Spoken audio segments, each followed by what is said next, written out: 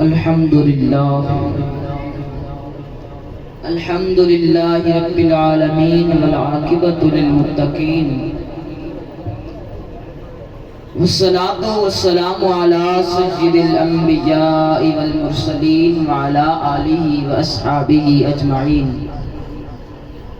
أما بعد فأعوذ بالله من الشيطان الرجيم. بسم الله الرحمن الرحيم.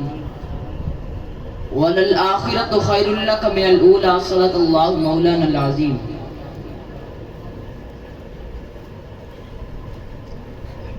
حاضرین محفل، سٹیج پر موجود علماء کرام، نعت خوانان شیریں زبان، قراء حضرات و غیور سنی مسلمانوں، السلام علیکم ورحمۃ اللہ وبرکاتہ. جی آج میری خوش قسمتی ہے کہ میں حضرت علامہ مولانا مفتی محمد امین ناصر سیالی صاحب اور حضرت علامہ مولانا محمد وارث اعظم سیالی صاحب اور اس پروقار بزم سعید میں لب گشائی کر رہا ہوں. حضرات محترم، آج کی اس پروقار بزم سعید میں مجھے جس ہستی کا ذکر خیر کرنا ہے، اس ہستی کا مدح و ثناخواں خود اس کا پروردگار ہے. قرآن کریم کے صفحات جس کی عظمت و بزرگی کے ذکر سے جگمگا رہے ہیں، سارے جہانوں کا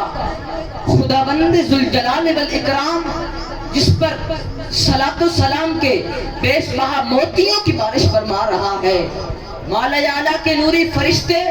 جس پر ہر لحظہ درود و تحیات کے مہکتے پھول نچھاور کر رہے ہیں، جس کے خلق کو اس کے خالق نے عظیم کہا، جس کے اسوہ کو اس کے رب نے حسین فرمایا، زبان قدرت نے جسے رحمت للعالمین فرما کر اپنی ساری مخلوق سے روشناس کرایا، جس کے بحر جود و سخا کی خنک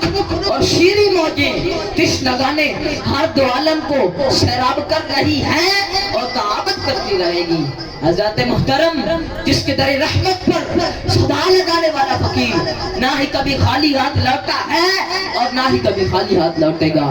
حضرات محترم، جس ہستی کے وجود مسعود سے ایک سادہ سے مکان میں عزلی سعادتوں اور اپنی مسرتوں کا نور چمک اٹھا، جس کے من موہنے مکھڑے نے صرف اپنی غمزدہ ماں کو ہی سچی خوشیوں سے مسرور نہیں کیا، بلکہ ہر درد کے مارے کے لبوں پر مسکراہٹیں کھلنے لگی. حضرات محترم، اس نورانی پیکر کے جلوہ فرمانے سے صرف حضرت عبداللہ کا کل بیاں حساں ہی جگمگانے نہیں لگا، بلکہ کائنات میں جہاں کہیں بھی مایوسیوں اور حرمہ نصیبیوں نے اپنے پنجے کاٹ رکھے تھے، وہاں امید کی کرنیں روشنی پھیلانے لگی اور ٹوٹے دلوں کو بہلانے لگی. صرف جزیرہ عرب کا بخت خفتہ ہی بیدار نہیں ہوا، بلکہ انسانیت جو صدیوں سے ہوا و ہوش کی زنجیروں میں جکڑی ہوئی تھی اور ظلم و ستم کی آہنی شکنجوں میں کسی ہوئی تھی، اس کو ہر قسم کی ذہنی، سیاسی اور معاشی غلامی سے رہائی کا معدہ جاں فضا مل گیا. فقط مکہ کے خدا فراموش باشندے خدا شناس اور خود شناس نہیں ہوئے، بلکہ عرب و عجم کے ہر مکی کے لیے خانہ معرفت کے دروازے کھل گئے. حضرات محترم، اس ہستی سے مراد رسول رحمت، شفیع معظم، نبی محتشم، اللہ کے پیارے، امت کے سہارے، رب کے محبوب، دانائے غیوب، فخر عرب و عجم، والی کون و مکان، سیاہ لا مکان، سید انس و جان، نجر تاباں، ماہ خوباں، شہنشاہ حسینہ، سرخیل زہرہ جمالہ، نور باعث تکوین عالم، فخر آدم و بنی آدم، نجر بطحہ، رازدار ما اوحا، صاحب علم نشرح، آقا کونین، سردار دارین، حبیب کبریا، شافع روز جزا، منبع جود و عطا، مالک حد و سرا، احمد مجتبی، جناب محمد مصطفیٰ صلی اللہ علیہ وسلم کی ذات اقدس وانور ہے. حضرات محترم،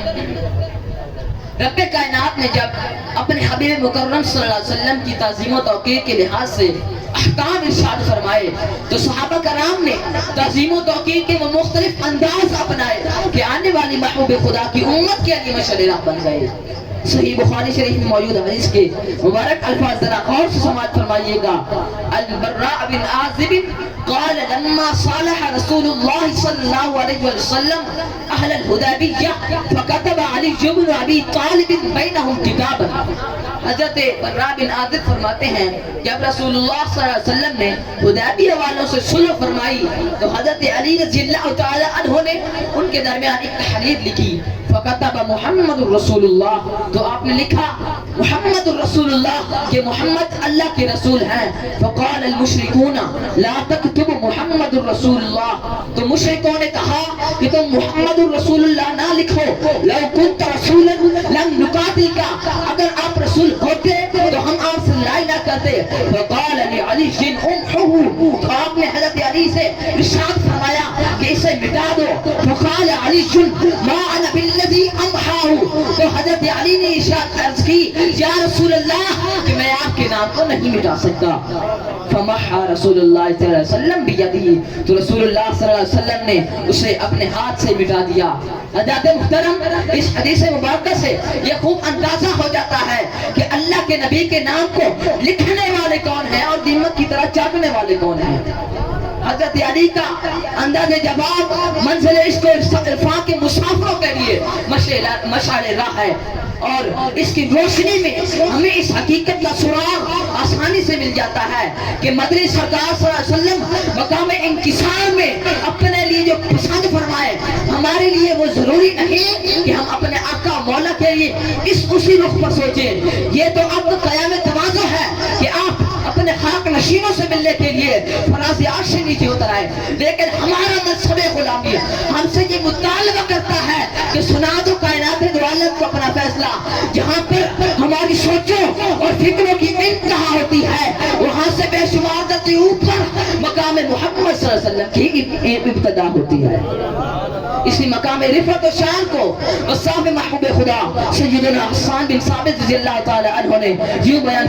فرمایا، آپ فرماتے ہیں وَأَحْسَنُ مِنْكَ لَمْ تَرْكَتْ عَيْنِي وَأَجْمَلُ مِنْكَ لَمْ تَلِدِ النِّسَاءُ خُلِقْتَ مُبَرَّأً مِنْ كُلِّ عَيْبٍ كَأَنَّكَ قَدْ خُلِقْتَ كَمَا تَشَاءُ۔ پھر فرمایا مَا إِن مَدَحْتُ مُحَمَّدٍ بِمَقَالَتِي لَكِن مَدَحْتُ مَقَالَتِي بِمُحَمَّدٍ۔ سعدی شیرازی کچھ یوں گویا ہوئے بلغ العلا بکمالہ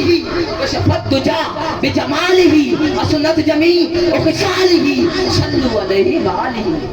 عاشق صادق محبوب خدا کی یادوں میں دن رات رونے والے علامہ جان کیا کو فرماتے ہیں، آپ فرماتے ہیں ہما خلق گویت سنائے خدا را، خدا خود کو گویت سنائے محمد۔